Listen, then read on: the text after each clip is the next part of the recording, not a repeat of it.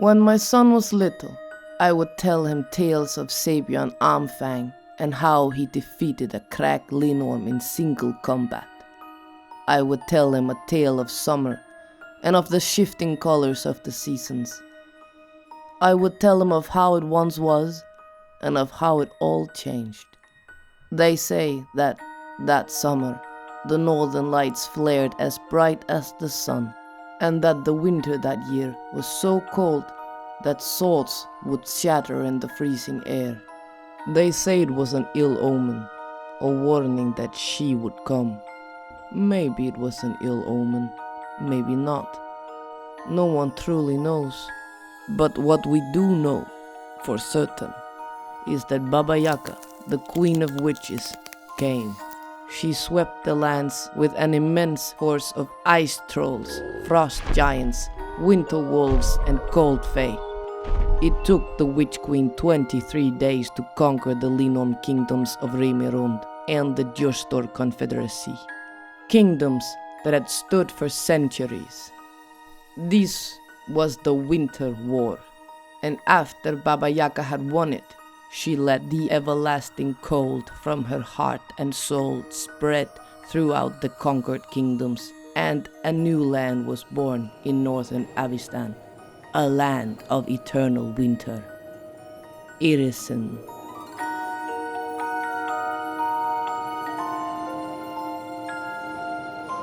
It was in 3313 AR Baba Yaga came and conquered. But she did not stay long and left Irrisen shortly after its birth. Who can tell where she went? Maybe back to the place she came from. Maybe somewhere else. No one knows. She left her daughter, Jadwiga, to be the first ruler of Irrisen. Queen Jadwiga was as cruel and evil as her mother, and a very capable ruler. It was Queen Jadwiga that divided the country into 5 provinces and ordered the construction of 5 cities that would serve as provincial capitals. She gave 4 of her daughters the title of Duchess, and each of them were given a province to rule. The 5th province was given to the Cold Fae that had served Baba Yaga in her conquest. Later in Irrisen's history, a 6th province would be created. In the years after Irrisen's birth, many people died from the constant winter. Travel became limited due to the snow and cold, and game died out as plants could no longer live in the new environment, and peasants could no longer grow their crops. It's so cold. With a few exceptions, only villages and towns along the shores of the glacial lake and rivers adapted fast enough to save them from extinction. Almost 100 years after the Queen of Witches had left the land, 3 mysterious riders were seen riding across the frozen countryside. The first was a white rider atop a sleek white destrier. When this rider was seen, it was always in the hours just after sunrise. The second was a rider in red, riding a stallion the color of red flame, and was only ever seen in the daylight hours after noon. The third was a rider in black, atop a midnight black warhorse. This rider was only seen in the hours between sunset and sunrise. This was the first time Baba Yaga's riders appeared in Irrisen, and these 3 are known as the riders for Queen Jadwiga. A year after they appeared, exactly 100 years after she left, Baba Yaga returned. With her came a new daughter named Morgana. I bring a new queen. The Witch Queen removed Queen Jadwiga from the throne and placed Morgana on it in her stead as the second queen of Irrisen. Baba Yaga then left with Queen Jadwiga and the first generation of her offspring. You will come with me. Where to? No one knows. The descendants of Queen Jadwiga that were left behind were forced to take up lesser roles in Irrisen's hierarchy as the new queen's offspring took their place.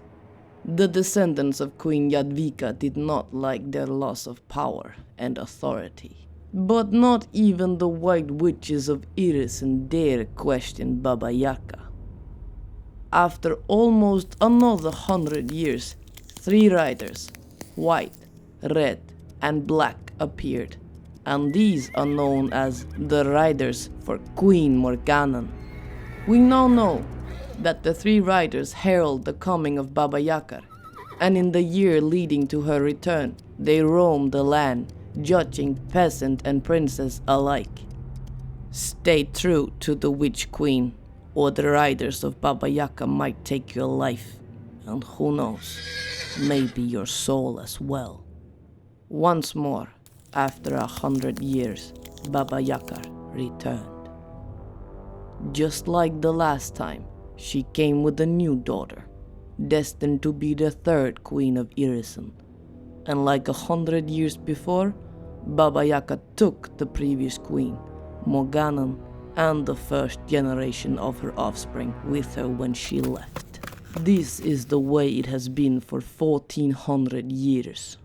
The 3 riders, white, red, and black, appear, and the following year, always 100 years after she left, Baba Yaga returns and places a new daughter on the throne of Irrisen, taking the former queen and her children with her.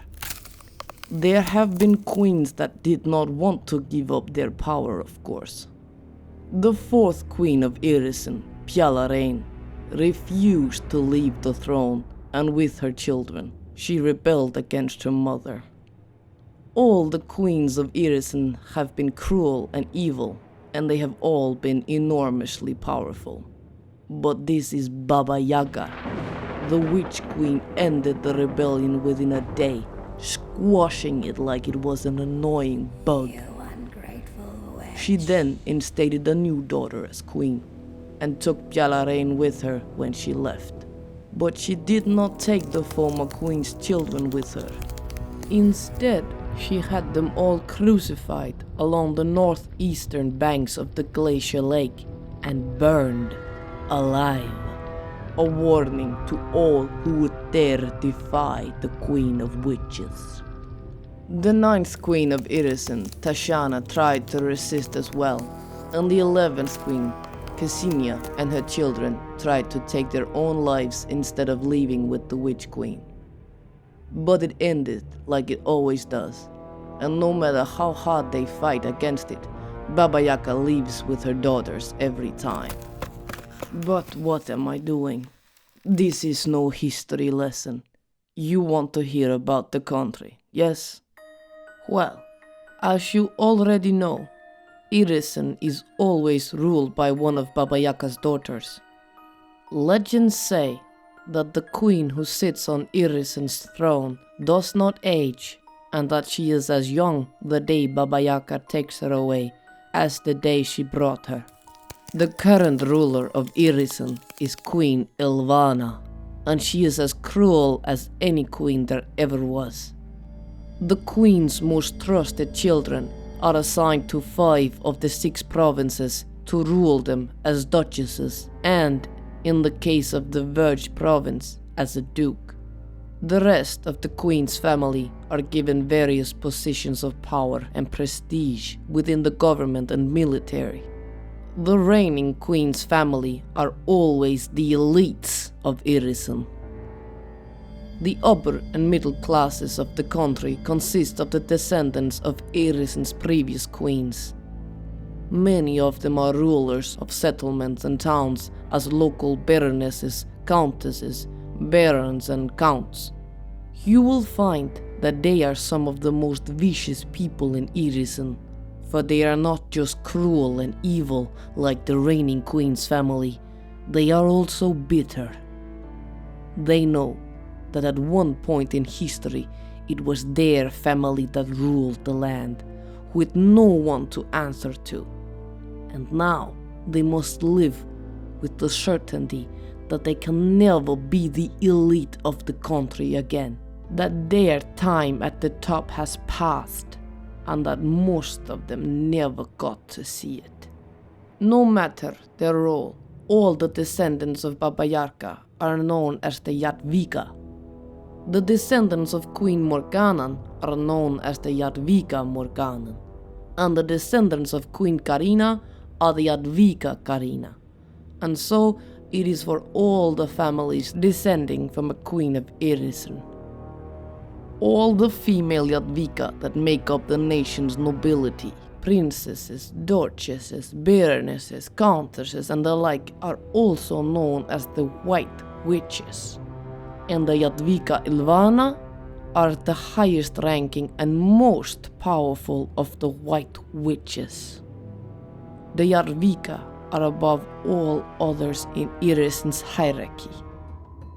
After the Yadviga comes the Frost Giants, Ice Trolls, Winter Wolves, Cold Fae, and Snow Goblins. They are all allies of the Yadviga, and many of them live in the major cities of Irrisen. Next in Irrisen's hierarchy are merchants, visiting wise men and foreigners. In Irrisen, they are not special in any way, and they should take great care in how they act.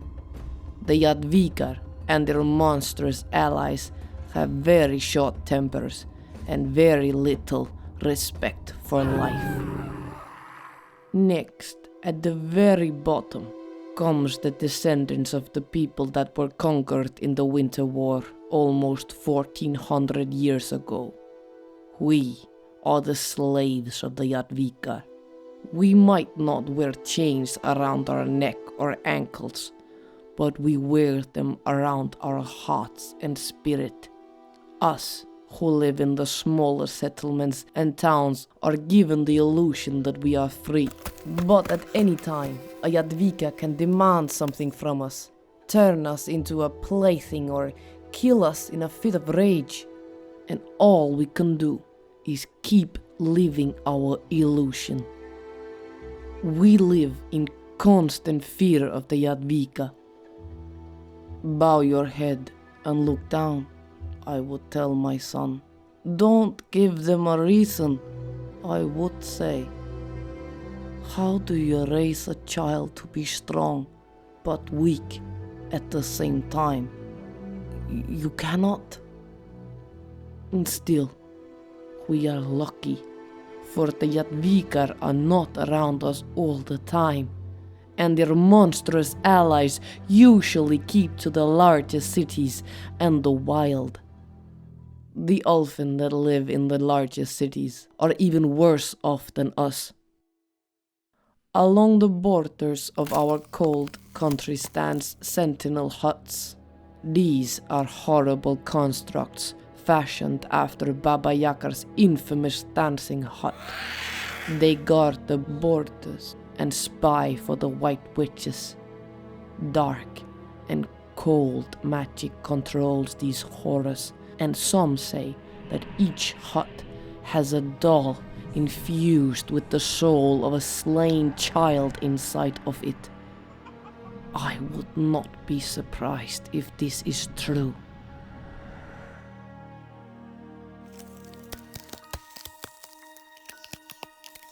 This is what the country is as a whole. But if you have time, I can go into more detail about the provinces and their capitals.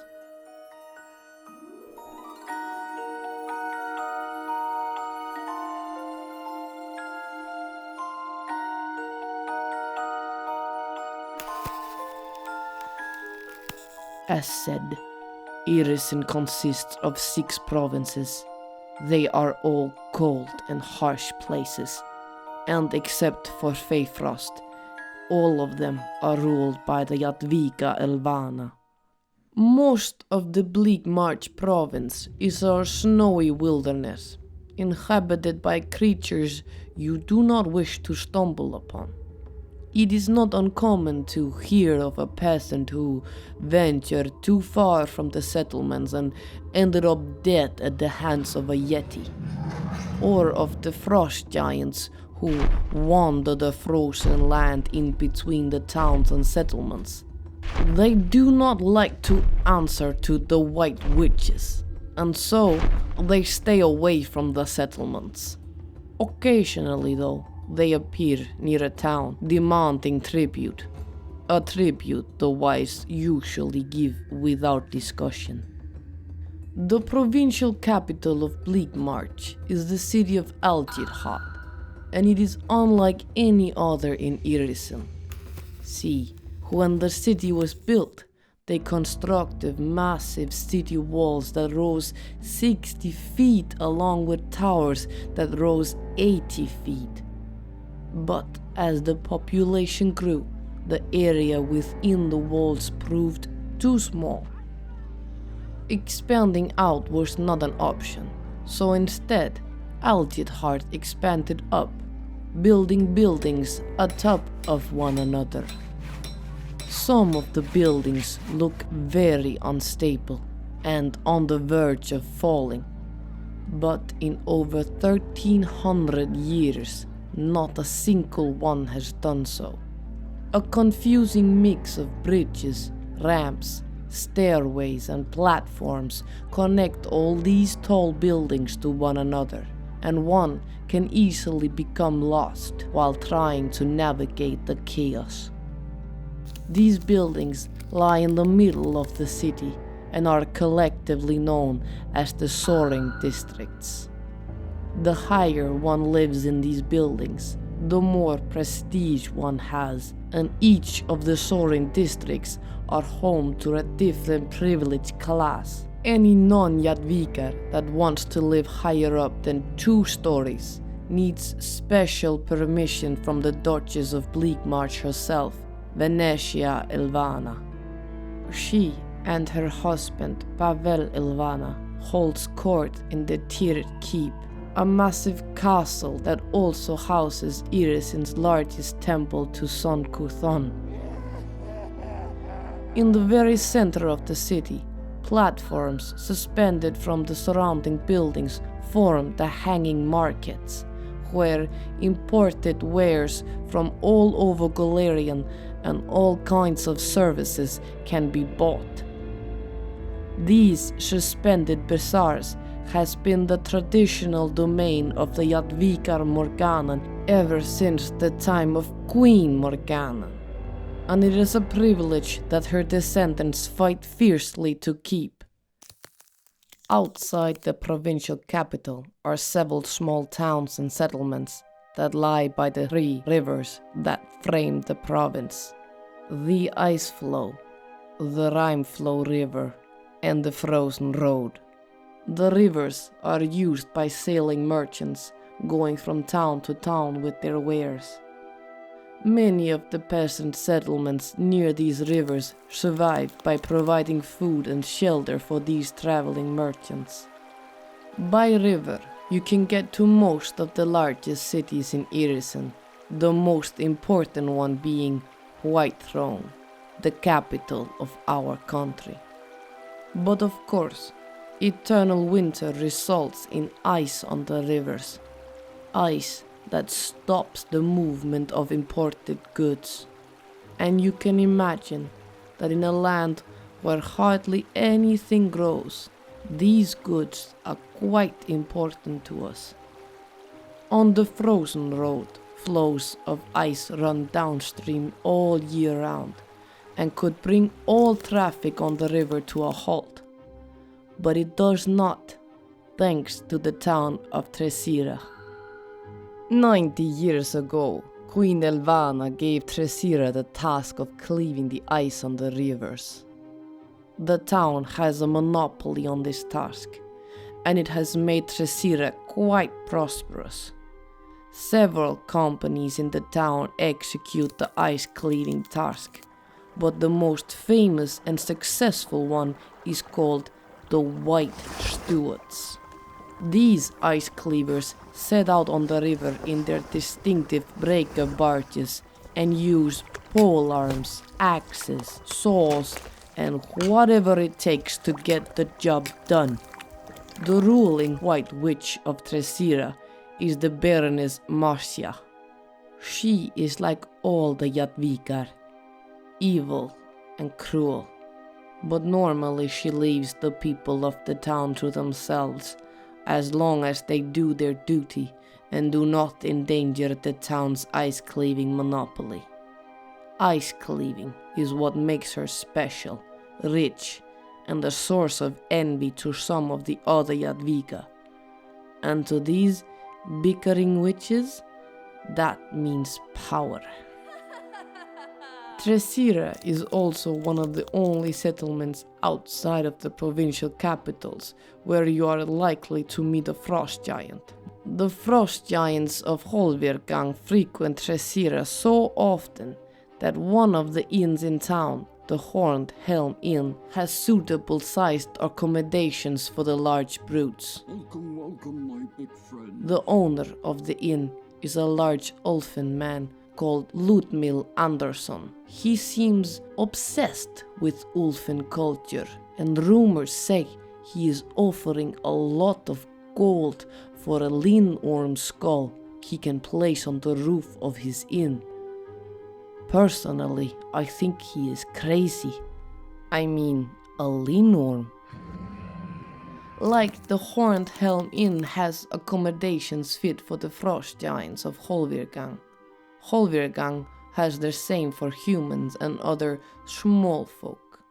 Holvirgang is a frost giant fortress that has stood for many centuries, and it is the seat of the Jarl of all Irrisini frost giants. It lies in the Winterwall Glacier, where the crown of the world meets Irrisen's icy tundra. The fortress Outer Bailey is a place where merchants that travel over the crown of the world trade with merchants from Irrisen. Here, goods from Irrisen is passed on to merchants that bring them to the realm of the Mammoth Lords, land of the Linorm Kings, and beyond. Let's go. In turn, traveling by land, the frost giants of Holvirgang brings goods from these places down to Trezira, and from there they get distributed to the rest of Irrisen.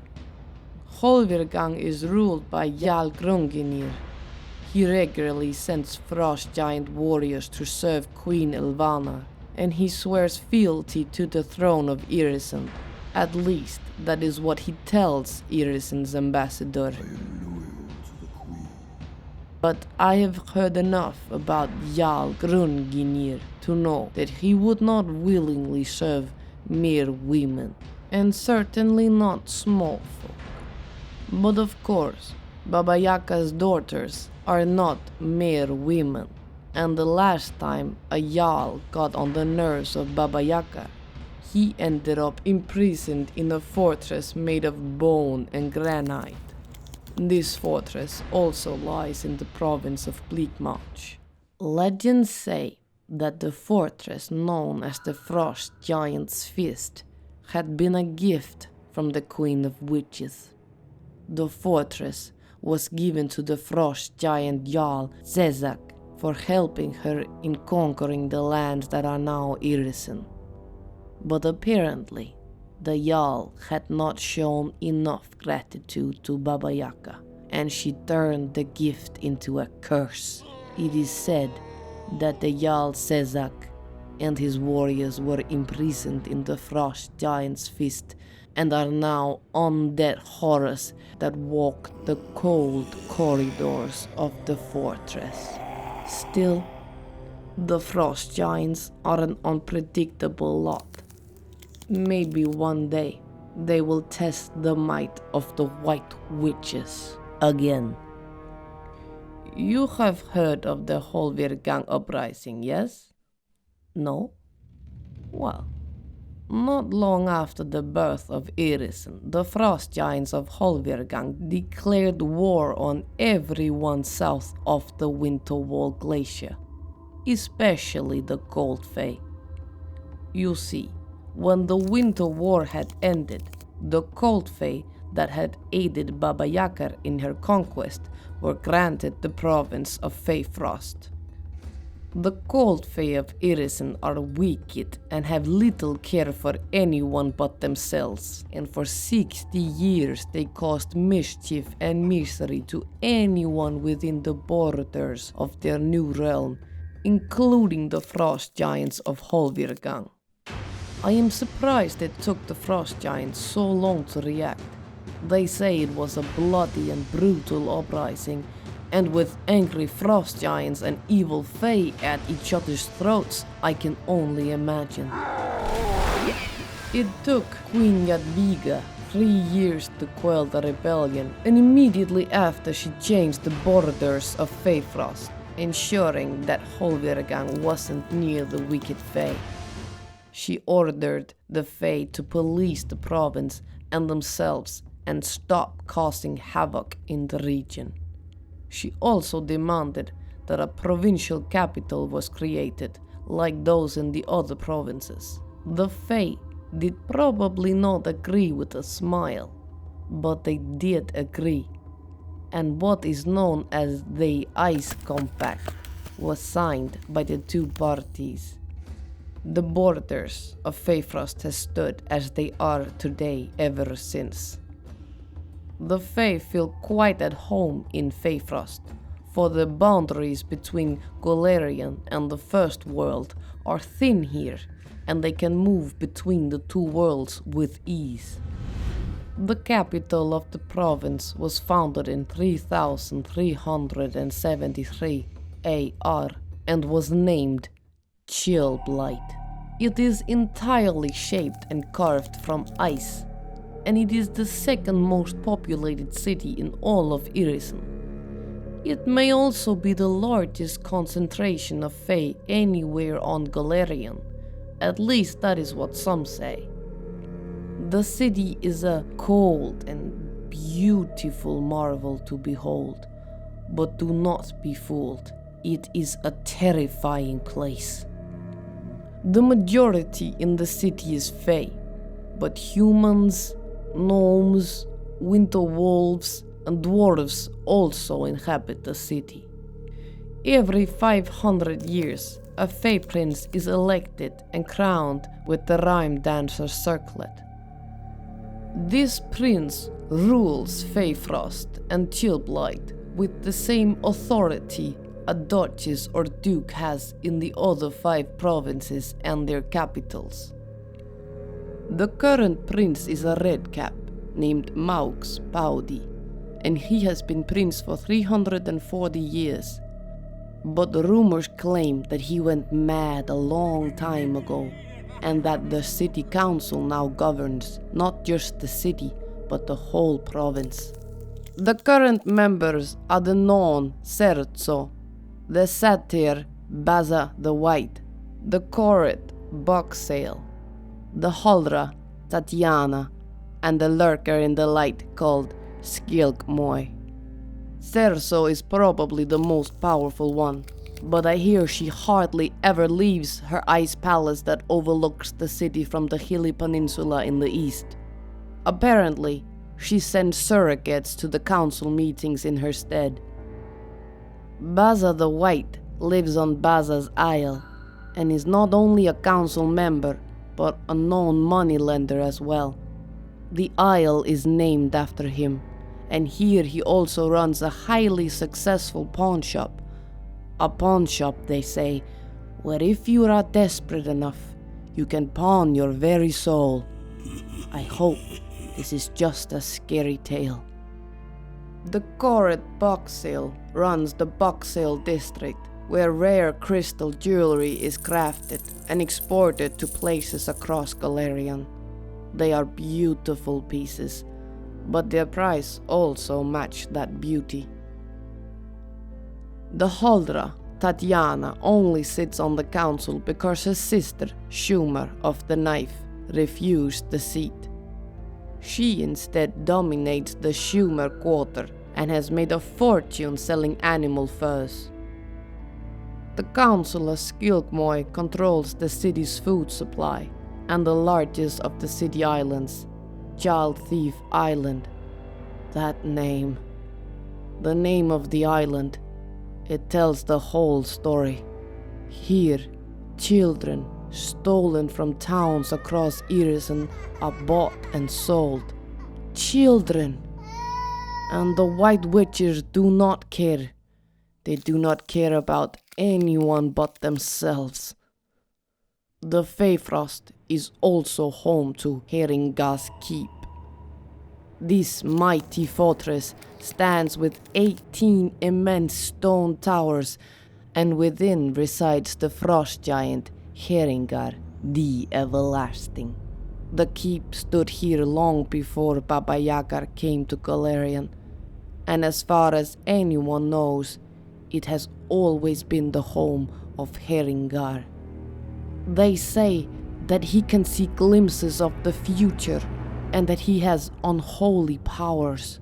The frost giants of Holvirgang and Irrisen all revere him, and even the great Jarl Grungynir seeks out Haeringar for counsel and blessings. They also say the place is guarded by elemental creatures of ice and frost, but also that its gates are always open for those foolish enough to enter.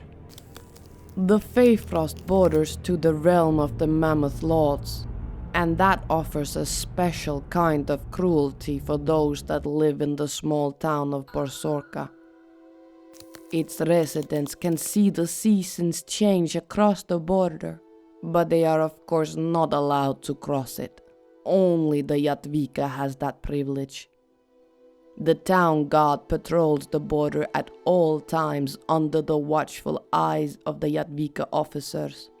If any non-Yatvika gets through, the suffering of those that fail their duty will be heard throughout the town. It must be horrible to see spring, summer, fall, and freedom so close.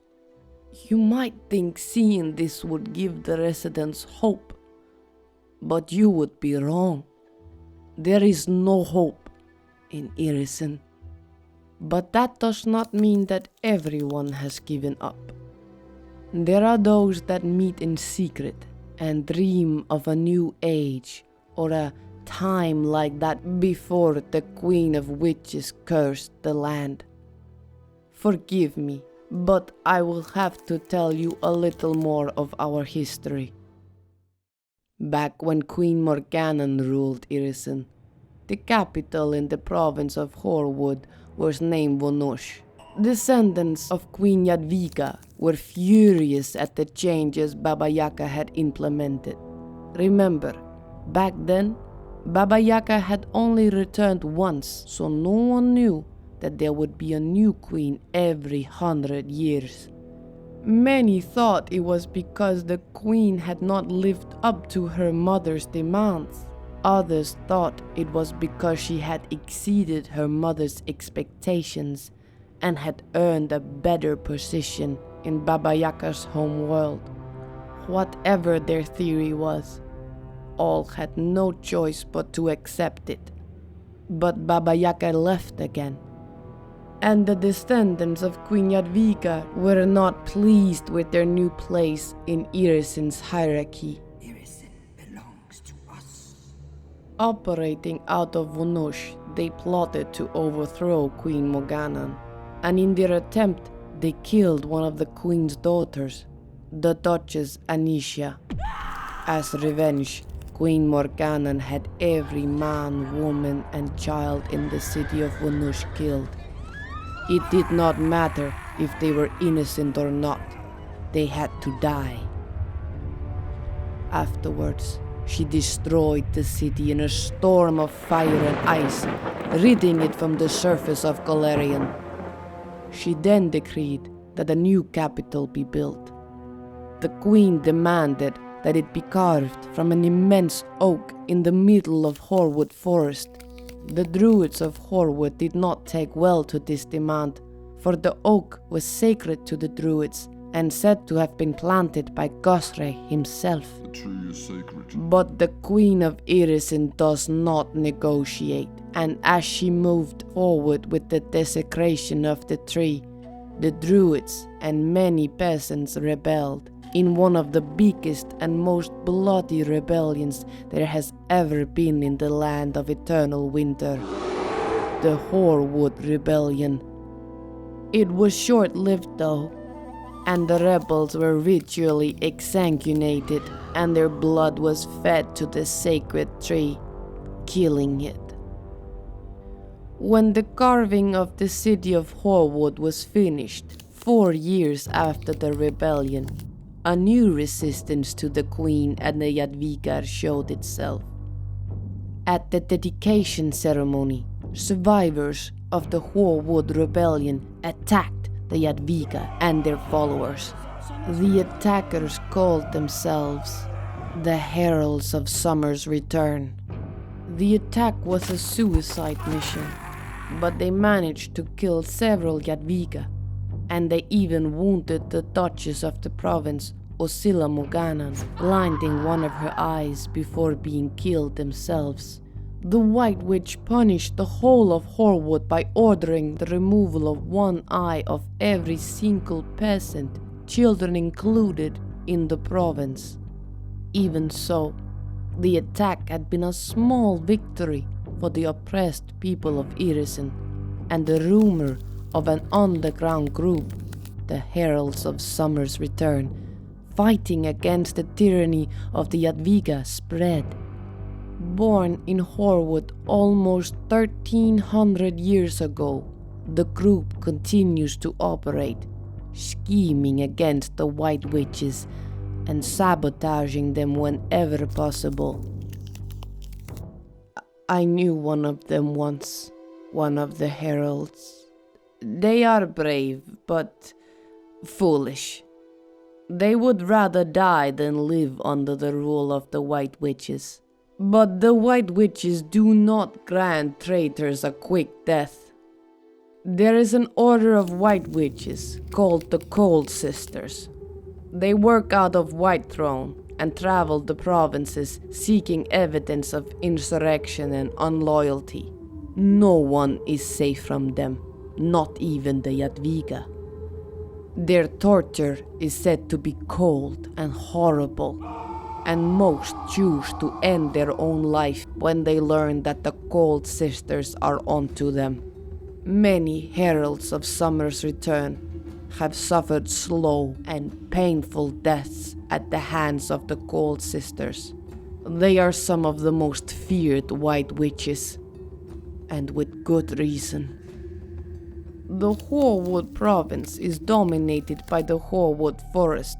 Once a place bustling with wildlife, the forest now only consists of evergreens and the type of tree brought to Galarian by Baba Yaga called winter yew, also known as witch trees.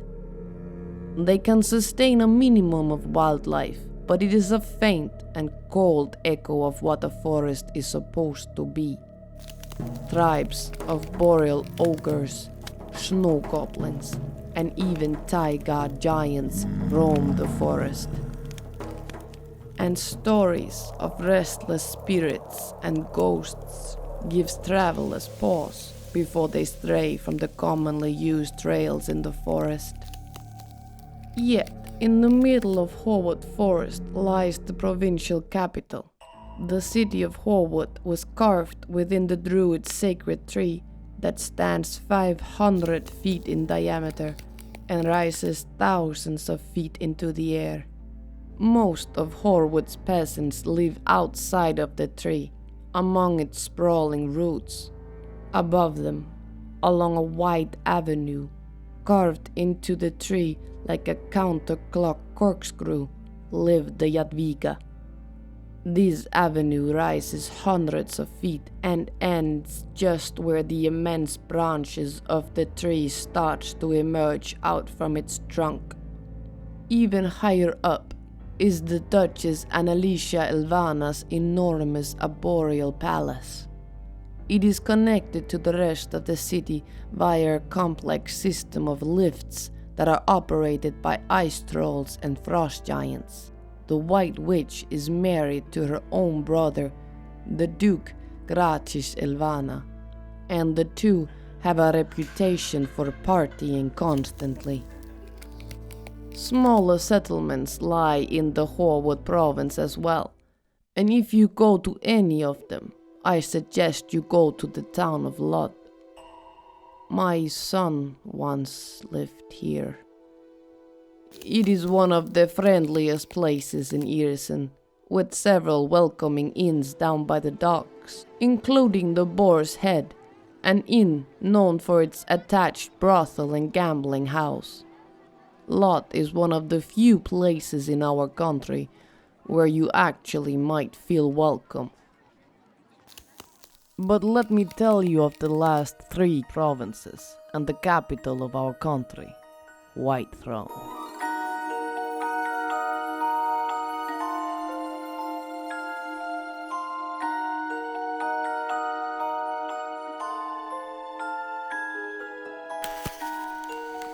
To the west of Hoarwood lies the Wintercrux Province. This is Irisen's center of industry. Here, ore from the province several mines are turned into weapons, armor, and jeweled items. Much of it is exported out of the country, and it is of course only those of Elven heritage that work in the mines, for it is hard and dangerous work. Still, it is work, and the mines give Irrisen much needed wealth. But there is one complex of mines you should do all in your power to avoid. The icy mines of Hope Lost. Here, many dissidents are forced into labor as punishment. The special and rare blue quartz in these mines are known as ice diamonds, and they are extremely difficult and tiresome to excavate. Being sent to Hope Lost is the same as a death sentence, for the lives of those forced to work here are brutal and short. But the workers in these mines would still rather die trying to excavate ice diamonds or at the hands of the brutal ice troll supervisors than be summoned by the overseer of Hope Lost. The Countess Grinelise. She is thoroughly debauched and known to have a taste for human flesh. Her palace is carved into the face of the mountain, and screams from her cannibalistic orgies can be heard throughout Hope Lost, spreading horror among the slaves. All of the items made from the ore of Wintercrux mines are made in the provincial capital, Morozny. The city was once part of the Durstor Confederacy and is one of the few cities still standing in Irrisen from before the Winter War. When the Queen of Witches came, Morozny opened its gates to her armies without any sort of opposition. Any Elfen with a little sense of history calls Morozny the whore who will spread for anyone. Of course, they would have been slaughtered by Baba Yaga if they had not, so Morozny citizens see it as a practical choice. The provincial capital extends from the shores of the Rime flow out to 2 islands on the river. The monstrous allies of the Jadwiga do not come to Morozny as often as they do in other provincial capitals. Maybe because the place wasn't built to have monsters roaming the streets. The roads are narrow, and the buildings are too close together for these creatures' liking. So, by Irrisen standards, Morozny is one of the more welcoming places. From the baker's circle in the grain factor's quarter, to the fish in the fishmonger district, to the jewels and luxury items crafted in the suit steel district, the city is a place of industry and commerce.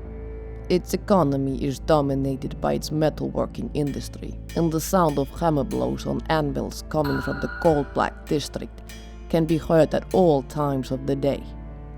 It is also in Morozny that the horrible sentinel huts that guard Irrisen's borders are made. The city is divided into several districts, with 2 bridges, the West Bridge and the Viskanovich Bridge, going from the mainland to Grand Isle. The West Bridge is old, narrow, and crowded with beggars and stinks of fish, but it has no toll.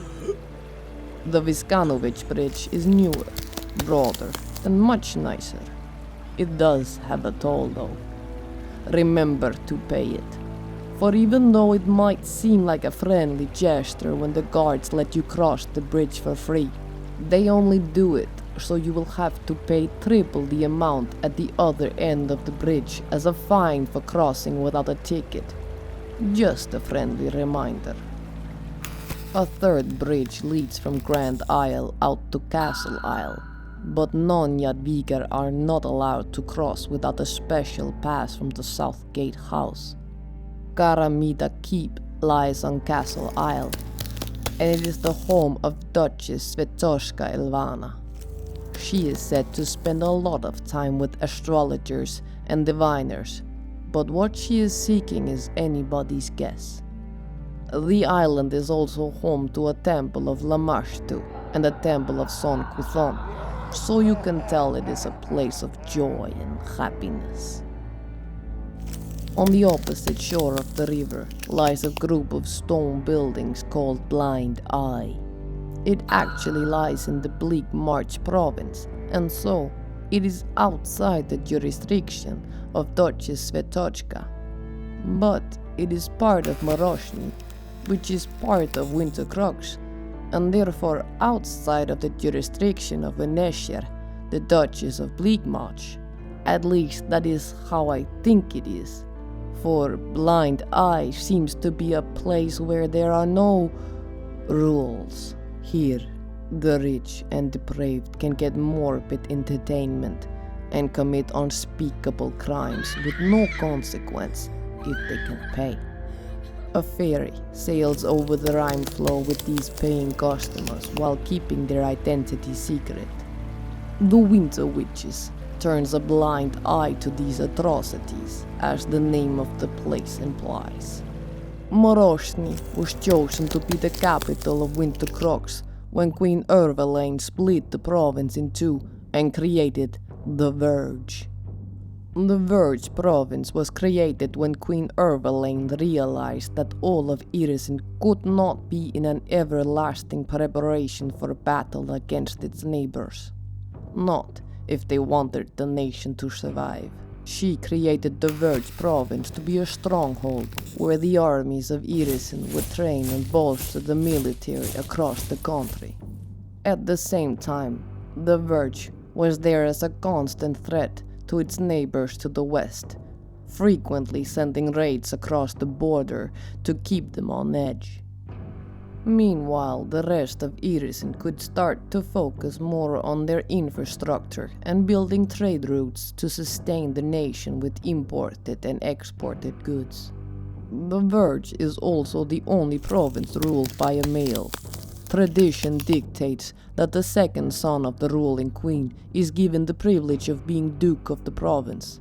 This has not been without its problems though, for the grandsons of Baba Yakar have a hard time not becoming overly aggressive towards the neighboring kingdom. See, the Verge was meant to intimidate the land of the Linorm kings and show Irrisen's military strength, making sure that our enemies would not think that we had grown weak. But it was also meant to prevent a full-scale war, at least until other orders are given. Many times over the centuries, a duke has been relieved from his position due to him being too eager to attack our neighbor. Being relieved of the title of duke usually means losing your head and having it displayed for the public as well. The current duke is Arvanov Ilvana, and he is one of the best to ever hold the title. Only once has Arvanov been reprimanded, and he carries his chopped off hand around his neck as a potent reminder. The duke is seated in Redtooth, the provincial capital, which is also the headquarters of Irrisen's military. The city is yet another frightening place in our nation. In Redtooth, winter wolves have the ability to assume human form, and as many of the residents here have blonde, white, or silvery hair, it is hard to tell who is wolf and who is not. At night, the winter wolves assume their true form, and their howls fill the cold air as they roam the streets. Fortunately, all the buildings in Redtooth has its own entrance gate, and by ancient pact, a winter wolf cannot open a closed gate without an invitation. This pact, and a self-imposed curfew by every non-winter wolf, keeps the peace in the city. Redtooth does not have any walls, but it is built on a strategically defensible position on top of a steep hill. The city is encircled by 8 wooden towers and act as the barracks for the city watch, known as the Red Claws. The leader of the city watch is Rogosh Vix, and though he mostly walks in human form, everyone in the city knows that he is a winter wolf. The Duke, Arvanov, resides in an imposing stone castle in the middle of the city called the Keep of the Hound. From here, he manages all Western military activity and governs the province. While the Verge is the newest province in Irrisen, Thronehold is the oldest. Queen Elvana's first daughter, Princess Kasisosh, is the Duchess of the Thronehold Province.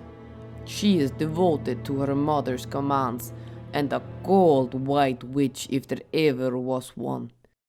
It is in Thronehold that Whitethrone lies, Irrisen's capital. Created by Baba Yaga immediately after the Winter War, the city was built on top of the ruins of the capital of Remirond, Elfswold. Tall walls surround the city with more shades of white than you would ever think existed, and domes of faint hues of blue, pink, and green catch the eye when the sun shines on them. The road that stretches from the main gate and all the way to the royal palace is paved with the skulls of elfin warriors that were killed in the Winter War. This is the Bone Road, and over time it has been widened and mended with the skulls of criminals and unfortunate slaves. In Whitethrone, humans, gnomes, and dwarves walk among ice trolls, snow goblins, winter wolves, and frost giants. Most of the humans, gnomes, and dwarves are of course slaves, unless they are Jadviga, diplomats, merchants, or visitors of some importance. Just outside the northern city walls lies the Bone Mill. The Bone Mill is where slaves and non-Jadviga that cannot afford to be buried in the Rhymerest cemetery are grinded into bone meal. Their fat is used for soap and candles, and their bone meal is used for many things, even filler when flour is scarce. Yes, sometimes in Whitethrone, the bread is made from the dead. Inside the city walls, there are 7 districts, and most visitors and merchants keep to the merchants' quarters. Here, the monstrous allies of the Jadviga are more calm. They know that they must step lightly or feel the wrath of the White Witches. Most imported goods come through here, and Irrisen cannot afford scaring off those that wish to trade. Not too many, at least. Beside the merchant's quarter lies the Twohill district. Most of Whitethrone is flat, but 2 hills, Veskaya Hill and Observatory Hill, form the city's high points. Surrounding the hills lies a neighborhood inhabited by woodcrafters and their shops, as well as the homes of quite a few scholars and the studios and lofts for many visiting academics. Whitethrone is home to some of the most skilled woodworkers on Galarian, and almost every wooden building has unique and delicate decorative woodwork. The locals call these artistic carvings gingerbread. On Vashkaya Hill is Whitethrone's largest wooden structure, the Crooked House. It is several stories high and has carvings and woodcutting styles from every corner of the inner sea. It is owned by Tatiana Rekianova, and she is the last of a long line of woodworkers. She sends out one of her children every 5th year to discover and learn new woodworking techniques, and when they return, she implements it somewhere on the Crooked House. The source of most of the visiting academics' interest is the renowned Observatory Arcanis. It attracts astrologers, astronomers, and other scholars of the stars all year round, and much of Galerian's knowledge of the heavens comes from the Observatory Arcanis. I do not know anything about the stars, only that some say it is where Baba Yaga comes from. In that case, I would be incredibly careful not to look at them too closely. To the south of Twohill lies the Ironside district. This is a more conservative part of the city, and it is home to an imposing fortress called the Iron Barracks. This is the stronghold of the notorious Iron Guard that act as the city guard, not just in Whitethrone, but in all provincial capitals. They are fanatically loyal to Baba Yaga, and even though they take commands from the Queen of Irrisen, it is ultimately the Queen of Witches they serve.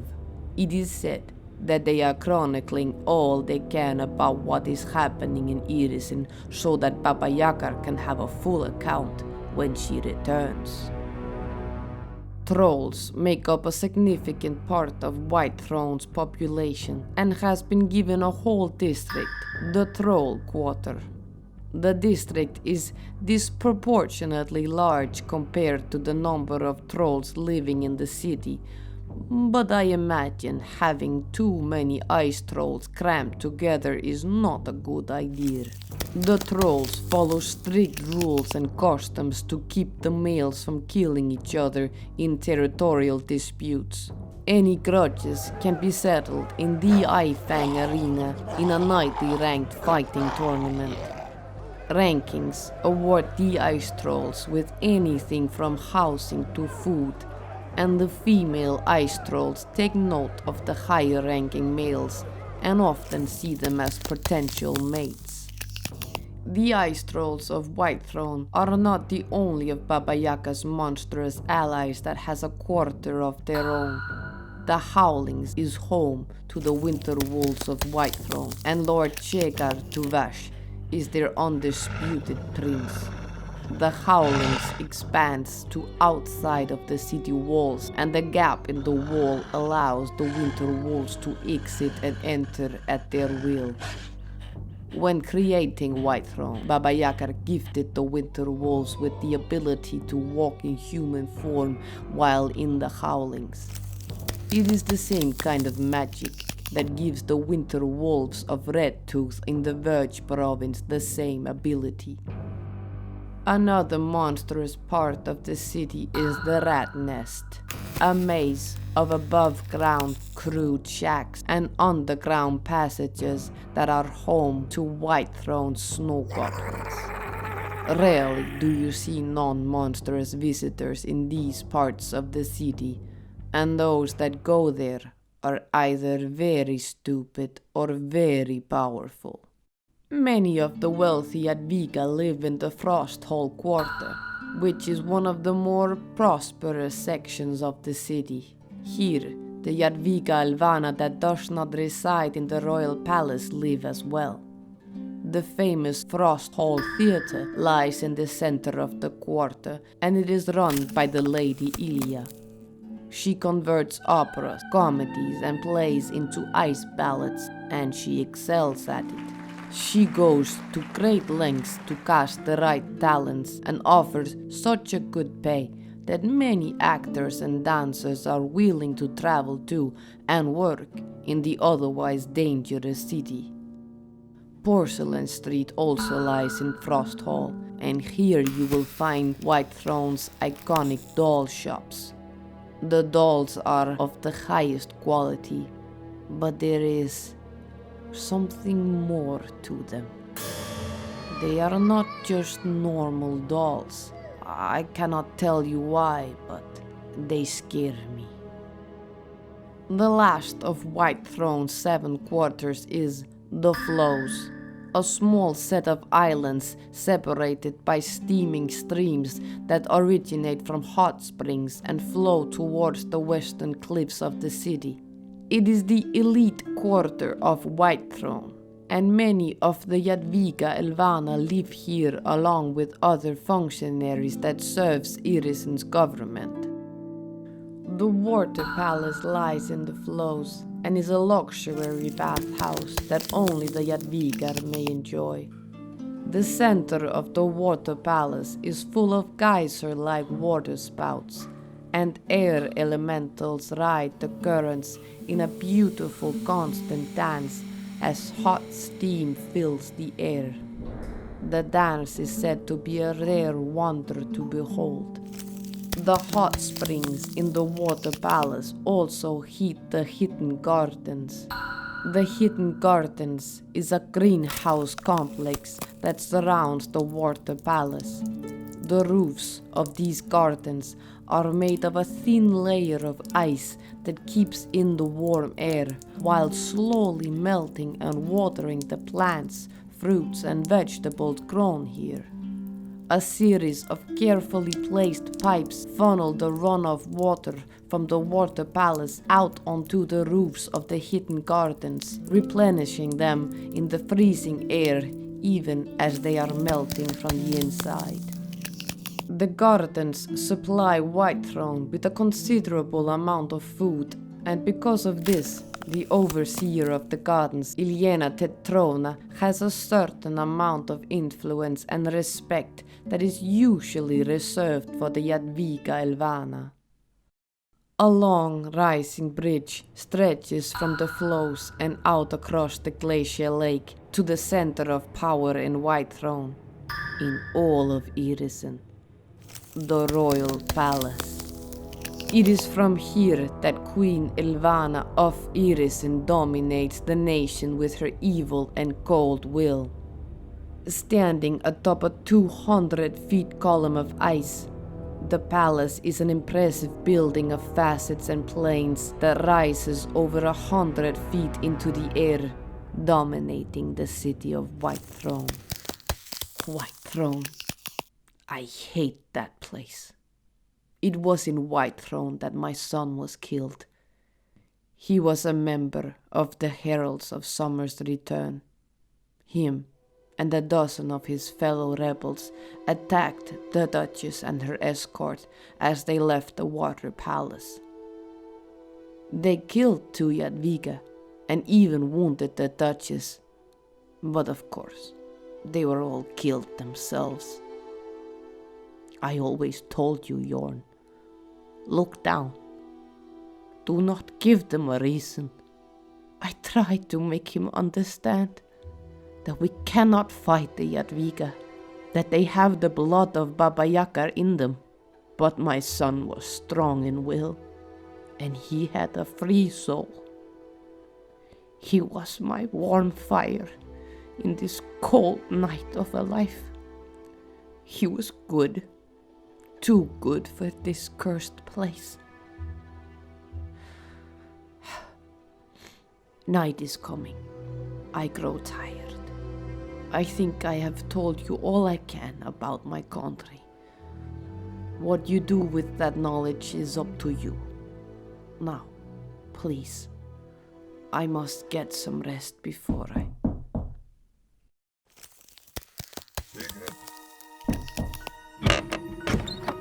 Why, Sigrid, in Whitethrone. Calm down, Ulver. What is it? Baba Yaga, standing hot. It stands in the middle of Whitethrone. She has returned. May the gods have mercy on us.